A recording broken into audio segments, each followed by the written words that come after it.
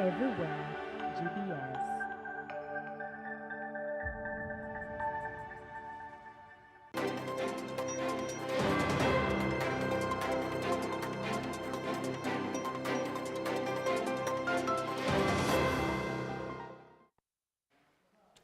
Good evening and welcome to GBS News at 9, where we make your news our business. I'm Paul Madenge, bringing you the most important stories from around the country and beyond.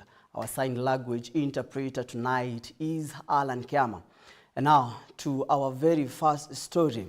President William Ruto today presided over the inaugural graduation ceremony of the National Intelligence and Research University at Loresho campus in Nairobi, where leaders emphasized the need to strengthen Africa's peace and security architecture through progressive reforms, regional unity, and the preparation of strategic leaders' capability of addressing complex global challenges. Here are the details.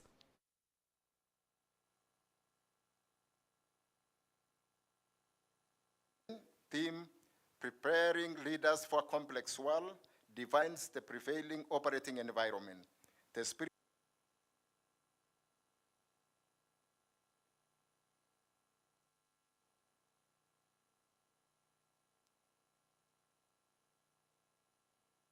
Vice Chancellor Dr. Kibon highlighted that this year's graduation theme, Preparing Strategic Leaders for a Complex World, reflects the institution's focus on equipping graduates with skills to navigate emerging global security challenges. To esteemed graduates, today's graduation theme, Preparing Leaders for a Complex World, defines the prevailing operating environment. The spirit of our theme embodies the persons you have become after 2 years in Nyiru. You have been trained, nurtured, prepared to operate in this unique operating environment. We are confident that you have acquired the knowledge to navigate the complex world, and we challenge you to uphold the values and ideals of your alma mater. Director General Noldin Haji noted the university's expansion into the international arena demonstrate its commitments to fully realizing its Pan-African vision and mission. The trajectory Nyiru has taken is fully aligned with your directives at the award of the Charter. Particularly, your call to strengthen intra-African collaboration in the security realm and to expand Global South capabilities through advanced education and research. The diversity and dynamism reflected in our student body today stands as clear evidence that this vision is already taking root. This year, Your Excellency, Nyiru intends to extend its footprint further by admitting students from at least 32 African countries. This expansion reflects our unwavering commitment to fully realize our Pan-African vision and mission. In further pursuit of its mandate, the university is undertaking several transformative initiatives. Interior Cabinet Secretary Kipchumba Murkomen said the spirit of bringing Africans together in one classroom reflects the vision of the continent's founding fathers, promoting unity and shared destiny. I want to congratulate the graduates, and I believe that this spirit of bringing together all Africans in one class is taking us back to where we were as Africans. For example, in East Africa community, most of our founding fathers and mothers of our nations studied together, whether it was in Makerere or it was in Dar es Salaam University. And their networks became extremely important when it came to nation building and in terms of exchange of ideas and building an East African community. And so if we have to build a better and stronger African Union, this is the way to go, is to have students from other countries coming to Kenya and to have also students from Kenya going to study in other countries to foster regional and international cooperation. President William Ruto underscored the importance of strengthening Africa's peace and security systems, stating that progressive reforms in the African peace and security architecture are integral to the stability and prosperity of the region. The theme of this graduation preparing strategic leaders for a complex world, aptly captures the realities of security challenges confronting Africa and the wider world. Threats such as terrorism, transnational organized crime, cyber warfare, money laundering, climate-induced conflicts, and economic sabotage transcend borders and demand a coordinated continental response grounded in shared intelligence and mutual trust. Integral to this vision is the progressive reforms of the African peace and security architecture. The graduation marks a significant milestone for the National Intelligence and Research University as it positions itself as a key institution in advancing regional and continental security cooperation. Reporting for GBS TV, I'm Paul M. Minor.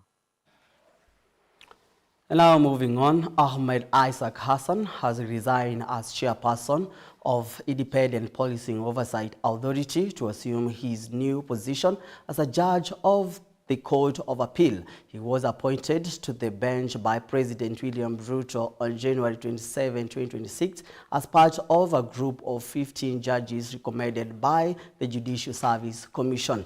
Hassan, who previously served as the inaugural chair of the Independent Electoral and Boundaries Commission from 2009 to 2016, had led IPOA since December 2024. Vice Chairperson Anne Wanjiko Mwangi will serve in an acting capacity as recruitment for a new chairperson begins, with the authority assuring the public that its oversight mandate will continue without disruption.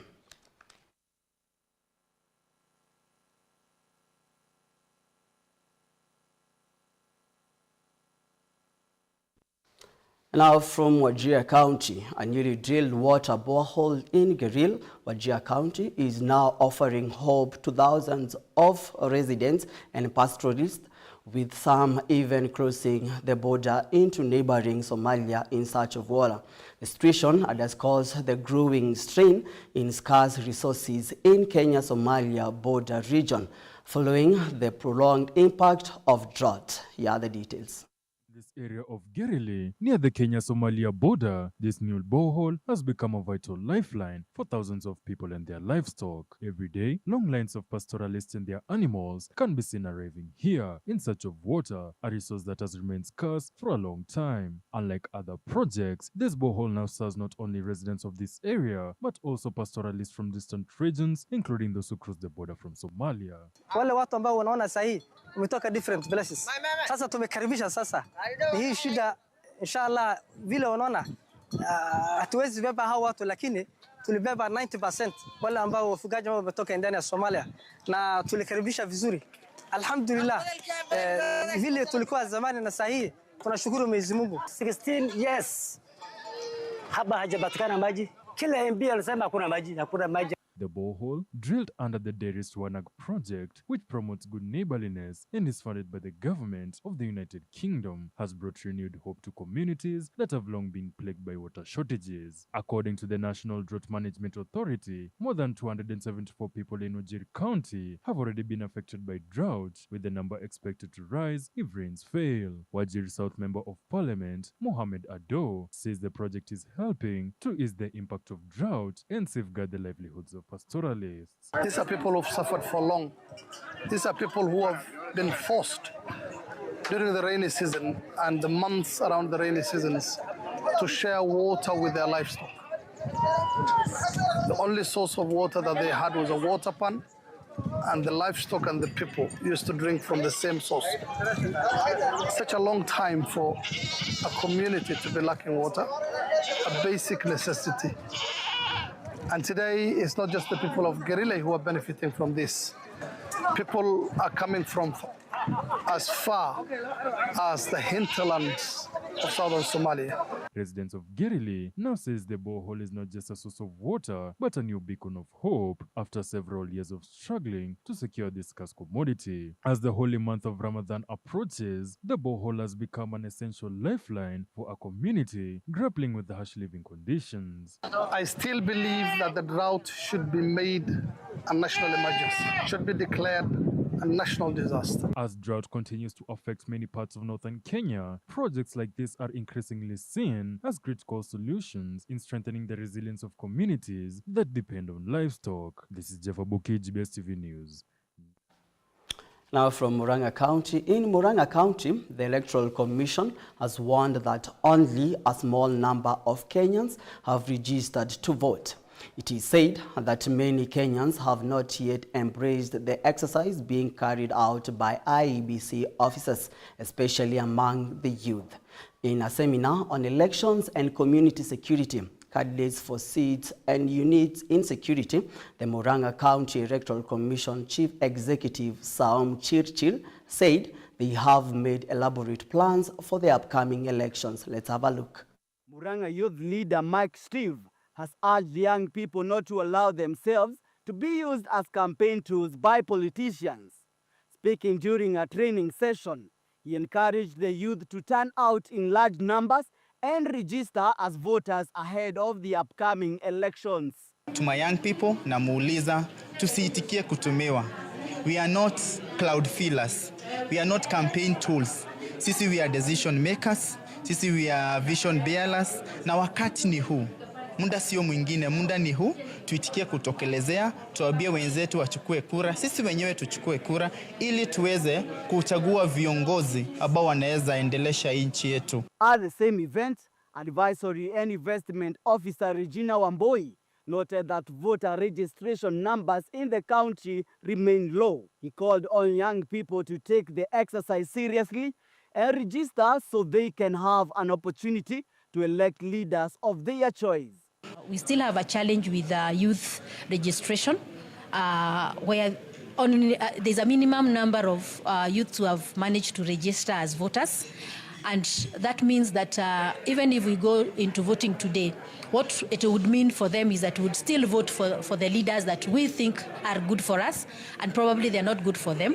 So we feel we need to have more youths register as voters. Meanwhile, the IEBC chief officer pointed out that several national identification cards belonging to registered applicants have not yet been collected, urging residents to pick up their IDs to enable them to register as voters. Those who are able to come in and register, we are encouraging them to come and register.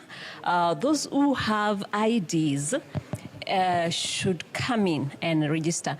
We understand that there are so many IDs at the registrar of persons that have not been collected. We encourage our young people to go and pick their IDs and come and register with us. Reporting for GBS TV, I'm Paul M. Minor. Now moving on, in an event organized by Walter Okello Foundation at Governor's Park, Siaya Town, was a beehive activity with several entertainment activities lined up to mark a global event. Speaking to the press, Walter Okello said they have decided to bring youth all over Kenya under the theme Love, Leadership and Unity. Here are the details. Walter Okello said they have brought the registration of identification cards and voters cards in the foundation, encouraging young people that the best way to influence the society and their destiny is by engaging in the matters of the civic system. What makes this very unique is the fact that we are blending matters love together with matters civic engagement. We have brought issues of registration of ID, registration of vote, so that we are telling our young people that the best way to influence the society, the best way to influence our destiny is by taking part in civic processes. And essentially, you need a voter's registration card, you need an ID, not just for the vote alone, but you need an ID to transact national government business. Okello urged the youth to monetize the digital space, saying the young people can use their phones to earn money by being on TikTok, Facebook and other platforms once they gain viewership and followers. Talking about monetization of the digital space, because right now, as young people face challenges with jobs and empowerment, there's a minefield in terms of the digital space. So that is one of the things that we are highlighting our audience about, so that they can know that you can use your phone to earn. You can earn by being on TikTok, being on Facebook, and being on other platforms. Once you have viewership and you have people following you. An official of the Walter Foundation said that apart from registration of the voters, the participants were also mentored on how to monetize their talent and also start and run businesses. My name is Stephen Odhiambo. I'm the one in charge of modeling and this particular event here for organized by Walter Kello mentorship program. In terms of mentorship, Walter Kello is doing a lot of mentorship in terms of leadership and skills. We are also doing mentorship in business because you find today, a lot of creative people are in this particular event here, which also made us as youths to collaborate and to network and to know each other. And also they have taught us how to monetize and also to earn money from your particular event. So you find that we are doing a lot of mentorship in terms of business, how youths can start their own business, how to monetize their own talent. Zipporah Gaturia for GBS. And now it's time for us to take a short break. Keep your feedback streaming into our social media platform at GBS TV Africa. SMS line is always 21144. We will be right back. Stay tuned. A lot of drawbacks, just like anything else. Too much of something is poisonous, yeah? And one of the drawbacks is it comes with beauty because they have these absurd beauty standards. While BTS passed this message that you're supposed to love yourself, embrace yourself, you're just perfect the way you are. You don't have to eat less to be beautiful. You're beautiful from the inside, right? Get into BTS, it's hard to come out. Okay.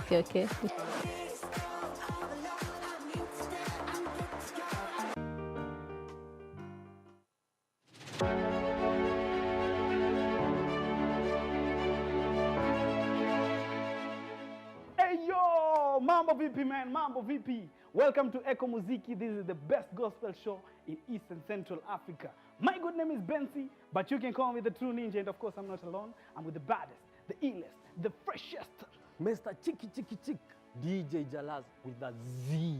Yes, I am. This is where we bring you the top gospel song of the week. The top 10 best gospel jams in the week, of course.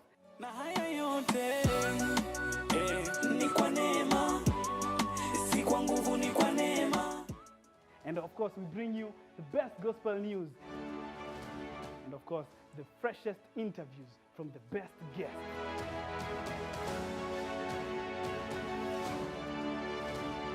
Catch us live each and every Saturday starting from 10 a.m. to 1 p.m. So make sure you tell your friend, to tell a friend, to tell his friend that this is the best show. Only on GBS TV Africa.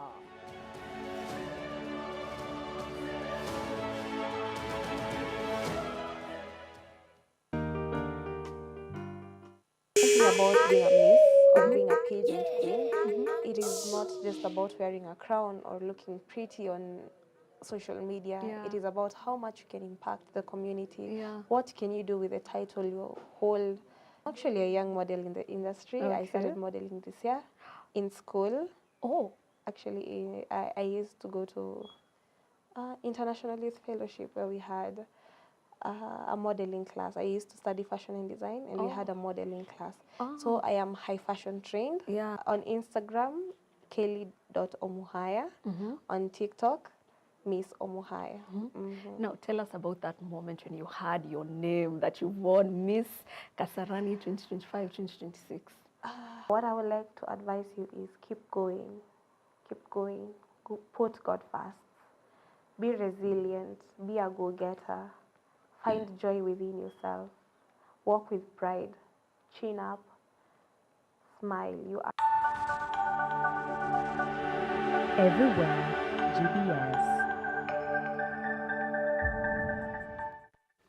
Welcome back to the bulletin here at GBS News at 9, where we make your news our business. Now moving on, the Kenya Devolution Civil Society Organization Working Group has raised concerns over what it described as systematic attempts to weaken devolution, accusing some county governors of ignoring constitutional oversight and exposing corruption within accountability structures. The group stressed that the Senate has a constitutional duty to oversee county revenue and expressed alarm over governors boycotting County Public Accounts Committee hearing, while also criticizing the 2026 draft budget policy statement for failing to adequately fund counties, a move they say undermines devolution. Here are the details. Resolution by governors to suspend appearances before the Senate County Public Accounts Committee, CPAC, and threats by the Senate to withhold resources from non-compliant counties. Such actions hold the ordinary citizen, mwananchi, hostage to intergovernmental disputes. We see devolution being starved of resources they need to deliver services. County governments are underallocated resources. A case in point is the budget policy statement before Parliament, which has allocated only 420 billion to counties in the financial year 2026-2027, which is far below.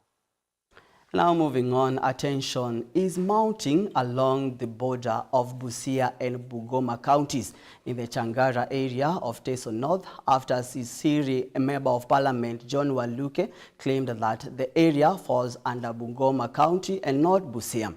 The member of parliament claims that have angered a section of leaders from Busia County who are now calling on the National Cohesion and Integration Commission to intervene in order to prevent the eruption of, as we continue with the same story, hostility among residents of the two counties. According to the leaders, they have on several occasions been compelled to resist. Let's have a look. The problem of Sirisia also is about encroaching. I want the minister to take charge and take action about Changara division. Changara is in Bungoma West, Sirisia division, but there is an officer in the office of the president who is corrupt. Just cassetted the division and took there the DO, and we have been cool. I've been cooling down my people, Honorable Speaker.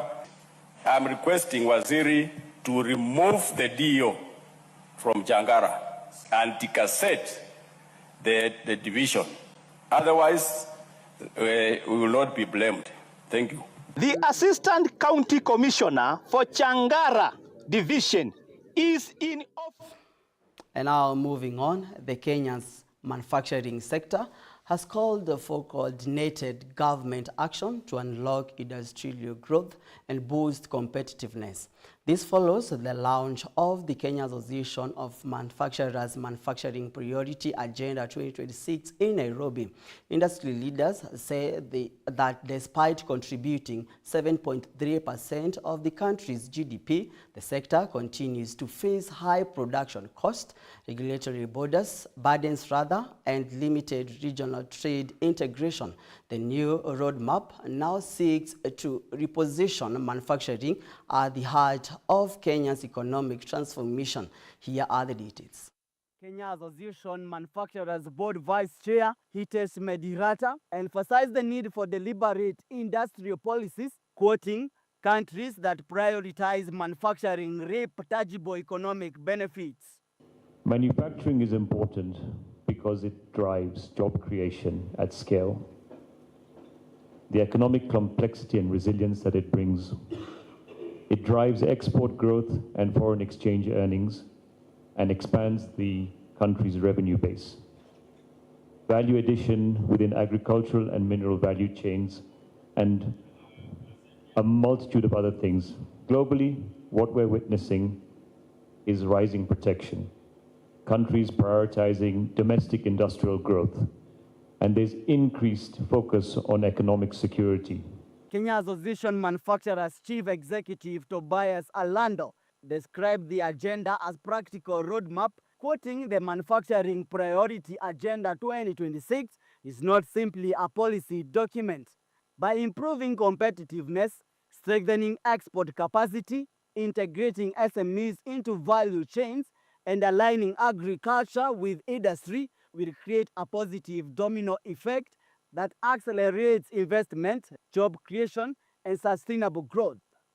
The agenda is built around 4 pillars designed to unlock competitiveness, expand our exports, deepen SME participation, and better integrate agriculture into industry, what we call the E4I. The sector also anchors revenue growth, yet delayed VAT refunds, constrained working capital towards investments and expansion. So for us, global competitiveness is a key concern that we need to address because it also affects and impacts assessments and the growth of many industries because of what we call levies and charges in different countries. Principal Secretary of MSMEs Development, Susan Mageni, reaffirmed the government's commitment to supporting local industries. The government remains steadfast in supporting local industry and promoting exports. The commitment is clearly reflected in our economic blueprint, the bottom-up economic transformation agenda, and our goal is to raise manufacturing's contribution to GDP to over 20% by the year 2030, increase export contribution to 30%, and attract foreign direct investment to $10 billion. That we must now, as governments, as private sectors, start investing early into this population. And then we must also commit ourselves in scaling up MSME, because it's MSMEs that are creating jobs. Reporting for GBS TV, I'm Paul M. Minor.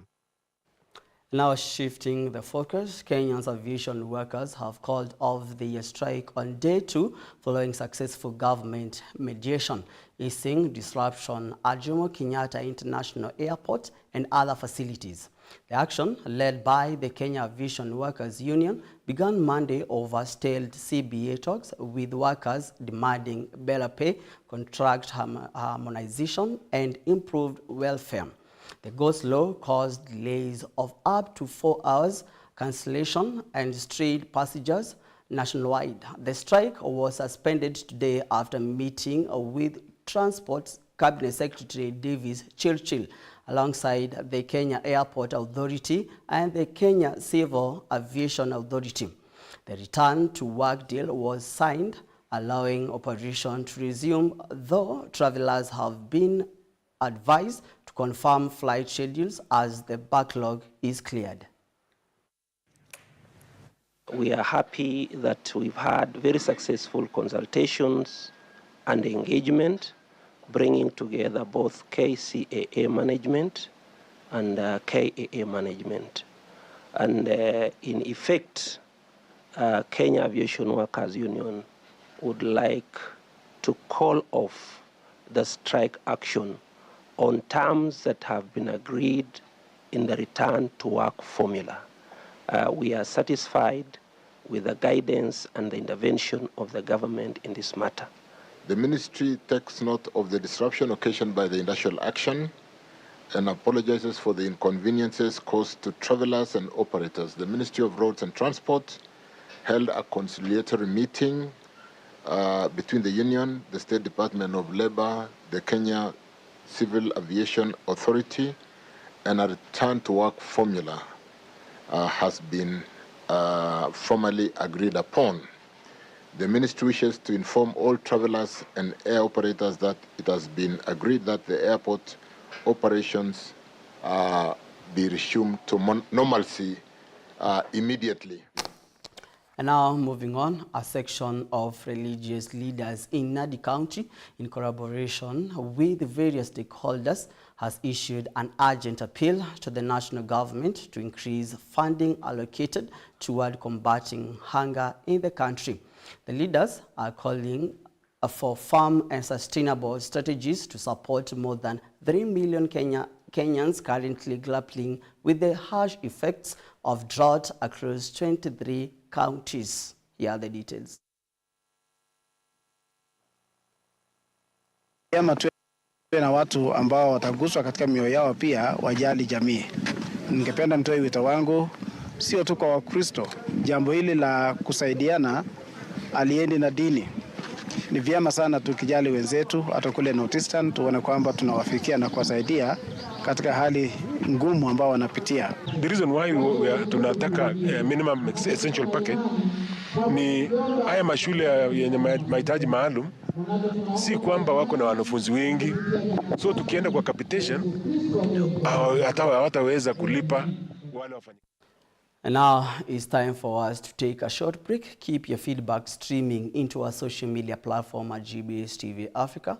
SMS line is always 21144. We will be right back. Stay tuned. So today we are diving into a topic that has become rather popular right here in Kenya, the K-pop culture. I would say K-pop invokes creativity, like mega creativity. I have friends, you've done that? And they're like, yeah. An ex told me that K-pop girls, K-pop stan girls, it was like the men you stan look like women, and you aim to get a man that looks like that. So if you fail to find a man like that, because obviously you're in Kenya, you're not going to find a pretty man. For me, it's like I have two personalities at this point. I have my normal life and I have my army life. Because when I get into my army life, it's just like a whole new world. A community full of people who don't judge, people who accept you. Learning Korean from a Kenyan can sometimes mess you up because they pronounce words differently, and when you speak to a native, it's like, hold up, what did you say? I've never met like a K-pop fan. I don't know why. What am I? No, not when people want to like express themselves like, I'm a K-pop fan. Unless you see them like wearing like a branded t-shirt or a branded hoodie, you'll realize that they're K-pop fans. The main campaign of BTS is loving yourself, right? And K-pop has a lot of drawbacks. Just like anything else, too much of something is poisonous, yeah? And one of the drawbacks is it comes with beauty because they have these absurd beauty standards. While BTS passed this message that you're supposed to love yourself, embrace yourself, you're just perfect the way you are. You don't have to eat less to be beautiful. You're beautiful from the inside, right? Get into BTS, it's hard to come out. Okay.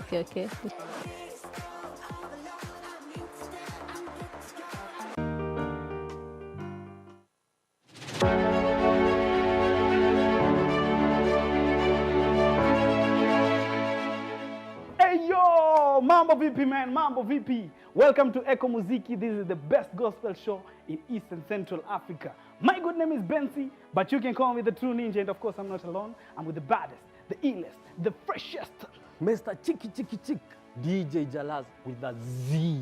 Yes, sire. This is where we bring you the top gospel song of the week. The top 10 best gospel jams in the week, of course.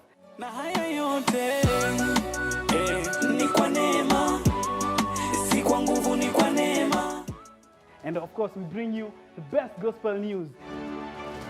And of course, the freshest interviews from the best guests.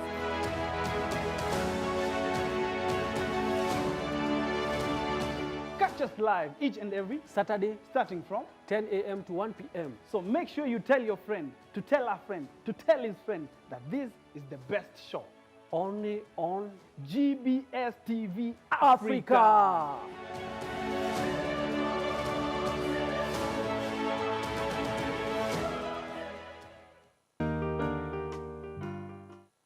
About being a myth or being a pageant queen.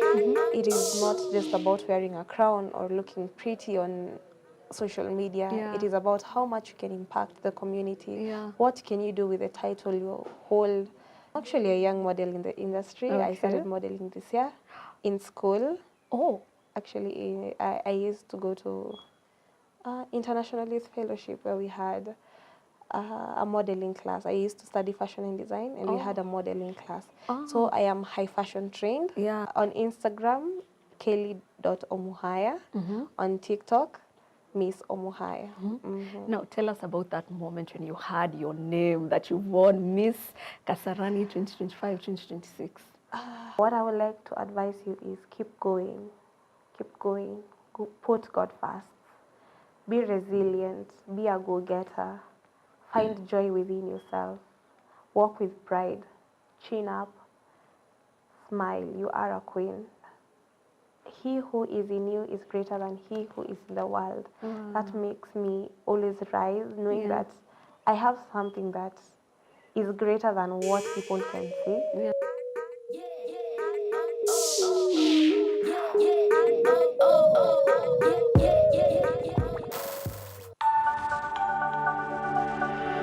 Everywhere, GBS. Welcome back to the bulletin here at GBS TV Africa. The SMS line is always 2114, where you can send us your comments. And now it's time for your most favorite segment of the bulletin, the sports news. Let's get sporty.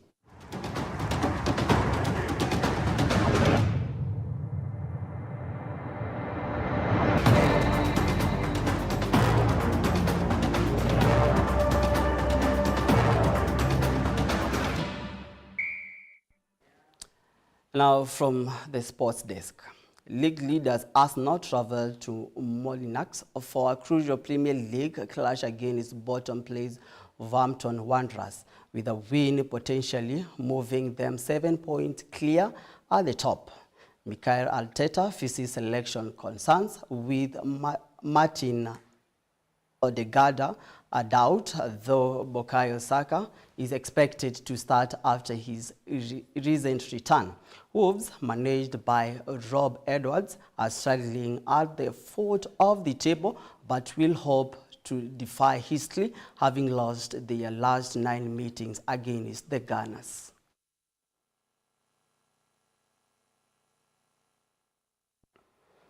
Now, the 5th round draw of the FA Cup has produced thrilling matchups, headlined by a blockbuster All-Premier League clash between Newcastle United and reigning champions Manchester City.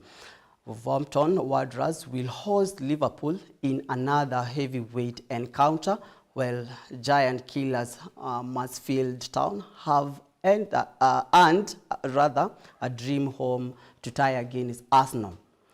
Reham also face a glamour test at home to Chelsea, and the winner of Classfield versus Brentford will travel to face West Ham United. The ties will be played on the weekend of March 7th to 8th, setting up a dramatic round packed with heavyweight battles and fair tale opportunities.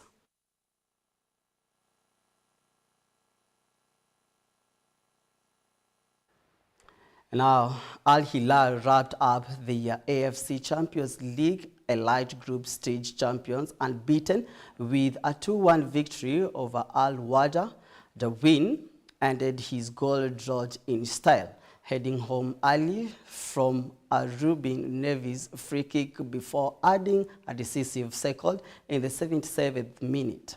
Al-Wada had leveled through Ibrahim Diarra after a corner from Omar Ribin, but Hilal's quality proved decisive. The South Giants finished the group stage with 7 wins and remain strong favorite for the title, while Al-Wada advanced to the knockouts with a top 5 finish in the West region.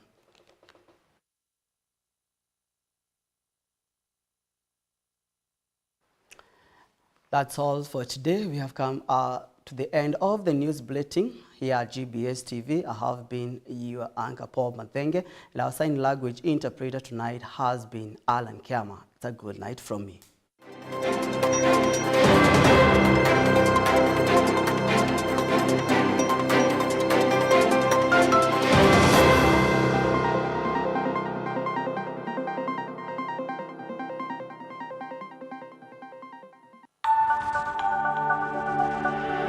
Everywhere, GBS.